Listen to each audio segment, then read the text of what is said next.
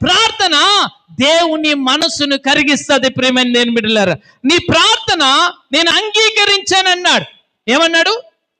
నీ ప్రార్థన, హిజ్కియా ప్రార్థన అంగీకరించాడు.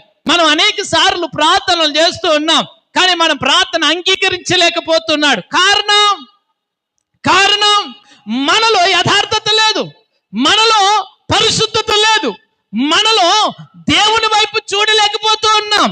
మనం ప్రార్థన చేస్తే వారు చూస్తున్నారా లేదా అని ఒక కన్ను తెరిచి చూస్తూ ఉంటాం, ఇలా చూస్తామంట, వాళ్ళు చూస్తున్నారా లేదా నేను ప్రార్థన చేస్తుంటేనే.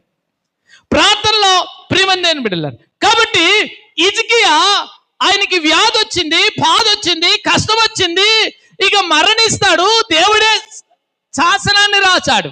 ఎవరు రాశారంట? దేవుడే శాసనాన్ని రాశాడు. దేవుడు రాసిన శాసనాన్ని ఎవడు కూడా మార్చలేడు. ఆమేన్. ఆ శాసనాన్ని కన్నీళ్లు మార్చగలిగినాయి. ఆమేన్. హల్లెలూయా.